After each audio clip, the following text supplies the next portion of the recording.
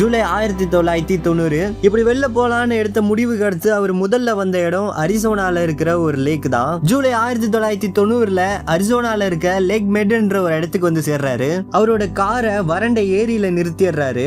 நிறுத்திட்டு அங்கேயே கேம்ப் பண்றாரு. அந்த காருக்குள்ளேயே தூங்குறாரு.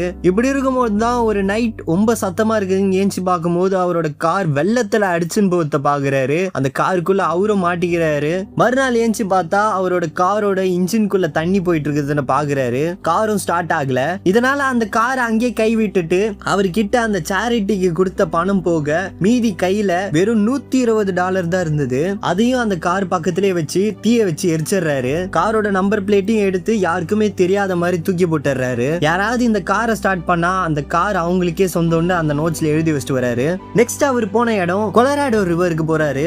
அங்க அவருக்கு பிடிச்ச மாதிரி கயாக் பண்ணிக்கிட்டும் மொத்த கொலராடோ ரிவரையும் சுத்தி வராரு. மெக்சிகோ போறாரு, நெவாடா மவுண்டன்ஸ்க்கு போறாரு. கையில பணம் இல்ல, பிளான் இல்ல, எதுவுமே இல்லாம தனக்கு பிடிச்ச மாதிரி சுத்தி வராரு. அவருக்கு இருந்த ஒரே கோல் என்னன்னா அலாஸ்காக்கு போகணும். அலாஸ்கால போய் இயற்கையோட ஒன்றி வாழணும்ன்றது தான் அவரோட ஒரே எண்ணமா இருந்தது.